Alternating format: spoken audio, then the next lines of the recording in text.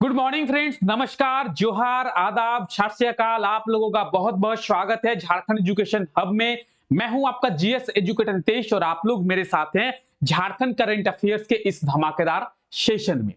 अगर इस सेशन की बात करें तो इस सेशन में हम लोग झारखंड के करंट अफेयर्स के बारे में देखते हैं और झारखंड के करंट अफेयर्स के बारे में डिटेल में एनालाइज करते हैं ताकि आप बहुत ही अच्छे तरीके से, बहुत ही इजीएस्ट वे में करंट अफेयर्स को समझ जाएं। आप लोग करंट अफेयर्स बहुत ही इजीएस्ट वे में समझ जाए, इसके लिए झारखंड के करंट अफेयर्स के साथ साथ झारखंड की स्टैटिक जीके को भी रिलेट करते हुए चलते हैं।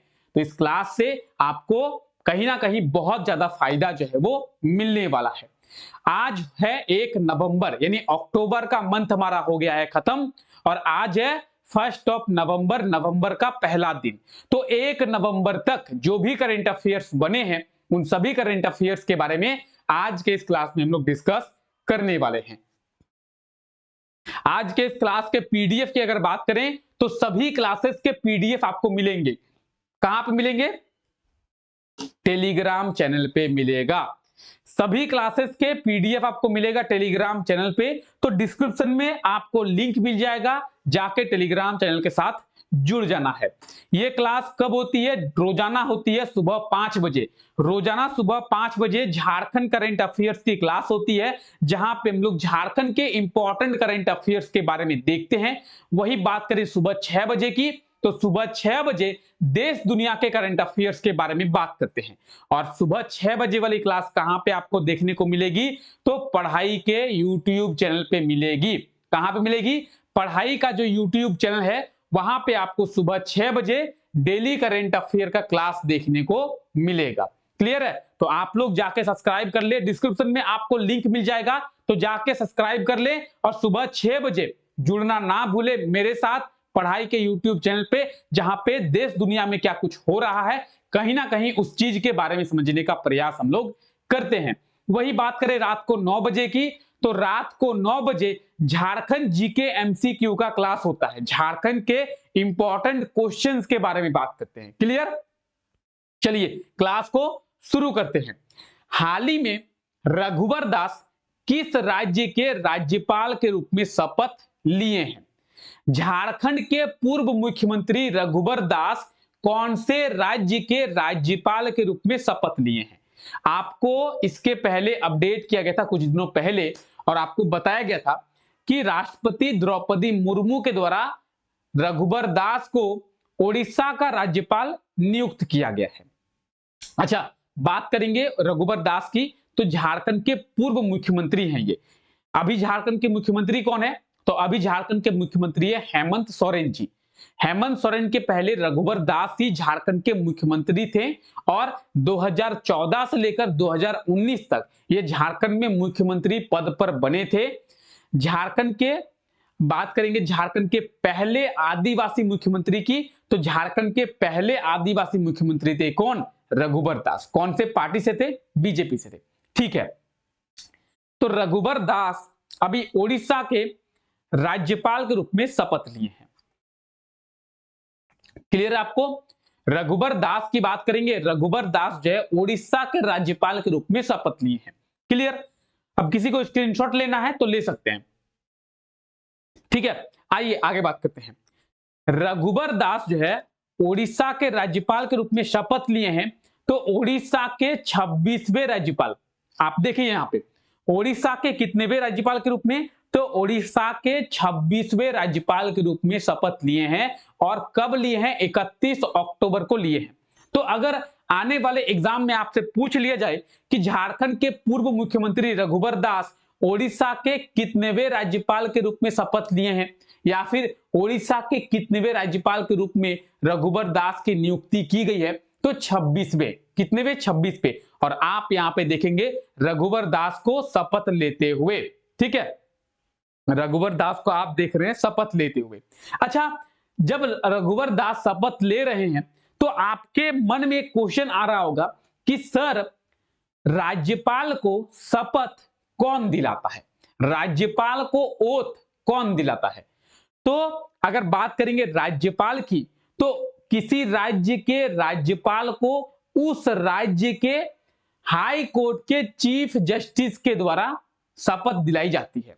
जैसे आप बोलेंगे सर, जैसे जैसे हम लोग झारखंड की बात करते हैं, मान लेते हैं कि आप जो है आगे चलकर झारखंड के राज्यपाल बन गए, आप आगे चलकर झारखंड के राज्यपाल बन गए, तो आप जिस टाइम पे राज्यपाल बनेंगे उस टाइम पे झारखंड हाई कोर्ट के जो चीफ जस्टिस होंगे वो आपको शपथ दिलाएंगे, ठीक है। और अगर बात करेंगे झारखंड हाई कोर्ट के चीफ जस्टिस की, तो वो राज्यपाल के द्वारा दिलाया जाएगा, झारखंड के राज्यपाल के द्वारा।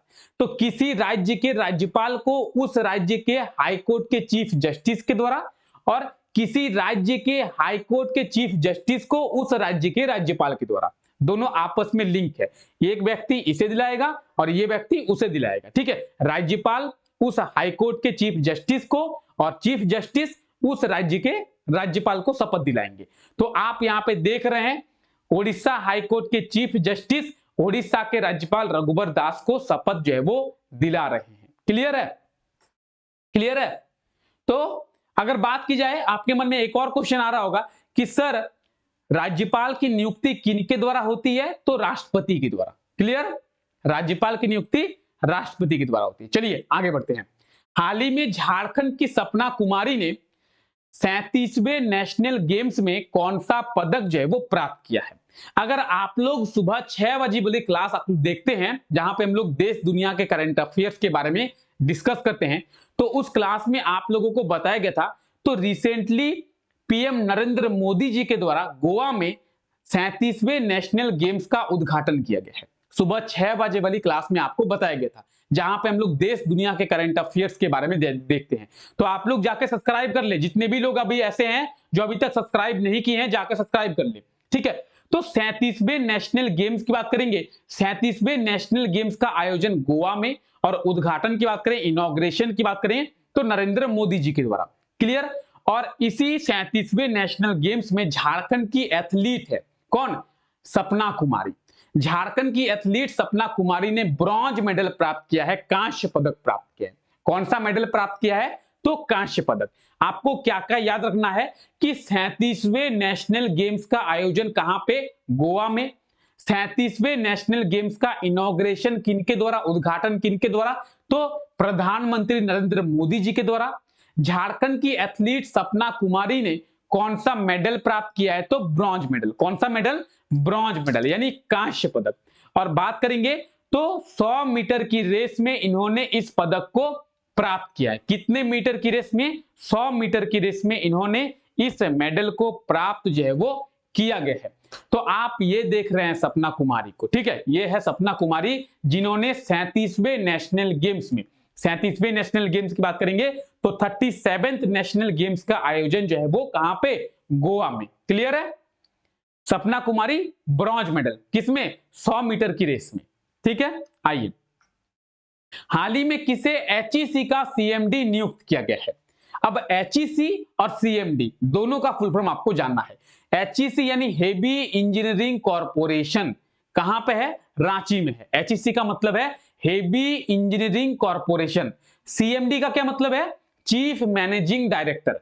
तो हेवी इंजीनियरिंग कॉर्पोरेशन का चीफ मैनेजिंग डायरेक्टर जो है वो किसे नियुक्त किया गया है, क्या होगा सही आंसर, तो केएस मूर्ति को। क्या, किसे, केएस मूर्ति को। केएस मूर्ति को एचईसी का एडिशनल चार्ज दिया गया है, अतिरिक्त प्रभार दिया गया है, और सीएमडी का एचईसी का सीएमडी इन्हें नियुक्त किया गया है। आप बोलेंगे नहीं समझे, कोई दिक्कत नहीं है। सबसे पहले आप लोग आंसर देखिए, ऑप्शन बी इसका बिल्कुल सही आंसर हो जाएगा, केएस मूर्ति। आइए, केएस मूर्ति को एचईसी यानी हेवी इंजीनियरिंग कॉर्पोरेशन लिमिटेड का सीएमडी यानी चीफ मैनेजिंग डायरेक्टर बनाया गया है। केएस मूर्ति, केएस होगा ये, वीएस करते, केएस मूर्ति भेल के सीएमडी थे, अभी भी है, ठीक है। ये है केएस मूर्ति। और बात करेंगे केएस मूर्ति की, तो केएस मूर्ति आप ये जो देख रहे हैं व्यक्ति को, ये है केएस मूर्ति। इन्हें जो है एचईसी यानी हेवी इंजीनियरिंग कॉर्पोरेशन लिमिटेड का सीएमडी बनाया गया है, ठीक है। अभी आप बोलेंगे सर अभी प्रेजेंट टाइम पे सीएमडी कौन थे, तो देखिए डॉक्टर नलिन सिंघल, डॉक्टर नलिन सिंघल जो है अभी प्रेजेंट टाइम पे कौन है, तो एचईसी के सीएमडी हैं।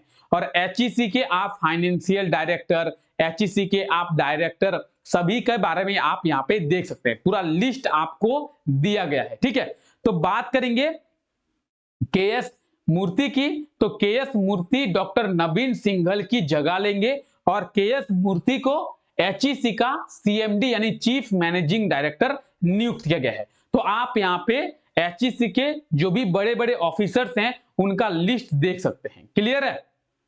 क्लियर? चलिए, एचईसी यानी हेवी इंजीनियरिंग कॉर्पोरेशन, एचईसी की स्थापना कब की गई थी? 1958 में। कब की गई थी? 1958 में, 1958 में। क्लियर? आइए, हाल ही में राज्य के किस प्रमंडल में रोजगार मेला का आयोजन किया गया था? झारखंड के कौन से डिवीजन में रोजगार मेला का आयोजन किया गया था? तो झारखंड के पलामू प्रमंडल में। कौन से प्रमंडल में? पलामू प्रमंडल में।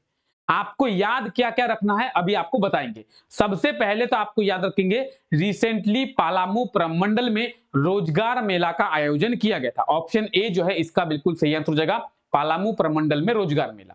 अच्छा ठीक है, दूसरा चीज याद रखना है, कब किया गया था? 31 अक्टूबर को किया गया था। कब किया गया था? 31 अक्टूबर। ये देखिए, अब सबसे इंपॉर्टेंट चीज है ये, क्या है ये याद रखना है, इसमें कितने लोगों को नियुक्ति पत्र दिया गया है, ऑफर लेटर दिया गया है? तो 5132 लोगों को। पलामू प्रमंडल के रोजगार मेला में कितने लोगों को नियुक्ति पत्र दिया गया है? 5132 लोगों को। वही बात करेंगे इसके पहले की, तो इसके पहले आप देखेंगे कोल्हान प्रमंडल और उत्तरी छोटानागपुर प्रमंडल, इन दो प्रमंडल में भी रोजगार मेला का आयोजन किया जा चुका है। पहले दो प्रमंडल कोल्हान और उत्तरी छोटानागपुर प्रमंडल में रोजगार मेला का आयोजन किया जा चुका है। अब जो है पलामू प्रमंडल में भी रोजगार मेला का आयोजन किया गया था। तो आपको याद रखना है, पलामू प्रमंडल 5132 लोगों को नियुक्ति पत्र दिया गया है। वही बात करेंगे उत्तरी छोटानागपुर प्रमंडल की 11850 लोगों को, और कोल्हान प्रमंडल में 10200 लोगों को ऑफर लेटर दिया गया है। तो आपको याद रखना है झारखंड में कितने डिवीजन है? तो झारखंड में टोटल 5 डिवीजन है। उनमें से पलामू डिवीजन में रोजगार मेला का आयोजन हो चुका है, नॉर्थ छोटानागपुर डिवीजन में रोजगार मेला का आयोजन हो चुका है, कोल्हान डिवीजन में रोजगार मेला का आयोजन हो चुका है। बचे हुए हैं 2 डिवीजन, संथाल परगना डिवीजन और साउथ छोटानागपुर डिवीजन यानी दक्षिणी छोटानागपुर प्रमंडल। अब इन प्रमंडल में भी जब आगे चलकर रोजगार मेला का आयोजन झारखंड सरकार के द्वारा किया जाएगा तब आप लोगों को इसके बारे में बताया जाएगा। आप लोगों को नियुक्ति पत्र याद रखना है, ठीक है। कोल्हान 10,200, उत्तरी छोटानागपुर प्रमंडल का 11,850 और पलामू प्रमंडल का 5,132। क्लियर है? चलिए, झारखंड के किस शहर में 36th under 19 national chess championship का आयोजन किया जाएगा? 36 अंडर 9। अब आप में से कई लोगों का ये क्वेश्चन होता है, कई लोगों के मन में क्वेश्चन होता है, सर अंडर 9 का मतलब क्या है? आप लोग देखे होंगे अंडर 9, अंडर 18, अंडर 19, अंडर 15, कई सारे प्रतियोगिताएं होती है। तो अंडर 9 का मतलब है कि 9 साल से कम उम्र के बच्चों का। अगर अंडर 18 हो तो 18 साल से कम उम्र के बच्चों का। अगर अंडर 20 हो तो 20 साल से कम उम्र के बच्चों के लिए। ठीक है, तो यहां पे दिया हुआ है अंडर 9 यानी 9 साल से कम उम्र के बच्चों के लिए नेशनल चेस चैंपियनशिप का आयोजन कहां पे होगा? कहां पे होगा? जमशेदपुर में होगा। कहां पे होगा? जमशेदपुर में। ऑप्शन बी इसका बिल्कुल सही आंसर हो जाएगा, जमशेदपुर में। जमशेदपुर में 2 नवंबर को, कब? 2 नवंबर को, यानी कल। आज हो गया 1 नवंबर, कल है 2 नवंबर। कल 36 अंडर 9 नेशनल चेस चैंपियनशिप का आयोजन किया जाएगा। इसका इनॉग्रेशन यानी इसका उद्घाटन केंद्रीय जनजातीय मंत्री यानी ट्राइबल मिनिस्टर अर्जुन मुंडा जी के द्वारा किया जाएगा। क्लियर है? तो नेशनल चेस चैंपियनशिप अंडर 9 कहां पे? जमशेदपुर में। कब से? तो कल। उद्घाटन किनके द्वारा? अर्जुन मुंडा जी के द्वारा। क्लियर है? क्लियर है? किसी को कोई दिक्कत, कोई परेशानी, कोई असुविधा, कोई डाउट? यहां तक सभी को क्लियर है? किसी को कोई दिक्कत, कोई परेशानी, कोई असुविधा, कोई डाउट? किसी को कोई दिक्कत है तो कमेंट बॉक्स में जल्दी से कमेंट करें। आइए, इसके पहले जो क्लास हुआ था उसमें आपसे ये क्वेश्चन पूछा गया था, झारखंड के किस जिले की टियाना बुधिया ने माउंट एवरेस्ट पर चढ़ाई करने वाली झारखंड की सबसे कम उम्र की लड़की बनी है? तो टियाना बुधिया ये माउंट एवरेस्ट पर चढ़ाई करने वाली सबसे कम उम्र की लड़की बनी है। रांची की ये रहने वाली है और इनका उम्र महज 9 साल है। 9 साल की उम्र में इन्होंने माउंट एवरेस्ट पर चढ़ाई की है। टियाना बुधिया, नाम याद रखें, झारखंड की सबसे कम उम्र की लड़की है जिन्होंने माउंट एवरेस्ट पे चढ़ाई की है। रांची की ये रहने वाली है। इनका उम्र कितना है? महज 9 वर्ष। क्लियर है? चलिए, आज के लिए आपका क्वेश्चन है, हाल ही में किसके द्वारा झारखंड का सबसे लंबा पुल का उद्घाटन किया गया है?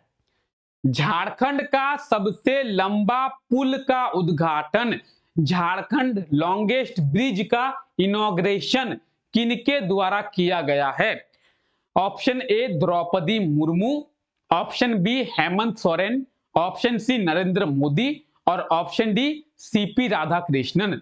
तो झारखंड लॉन्गेस्ट ब्रिज, झारखंड का सबसे लंबा पुल का उद्घाटन किनके द्वारा किया गया है? जल्दी आप लोग कमेंट करके बता दें। जल्दी से आप लोग कमेंट करके बताएं क्या होगा इसका सही आंसर। जल्दी जल्दी कमेंट करेंगे। तो कैसा रहा आप आज का क्लास? सही रहा? जो नए लोग हैं सबको समझ में आ गया? जो भी लोग नए हैं, पहली बार इस क्लास को देख रहे हैं, उनको समझ में आ गया? चलिए, तो फिलहाल क्लास को यहीं तक रखते हैं। आप सभी का बहुत बहुत शुक्रिया इस क्लास का हिस्सा बनने के लिए। मिलते हैं आप लोगों से नेक्स्ट क्लास में। तब तक के लिए टेक केयर, बाय बाय।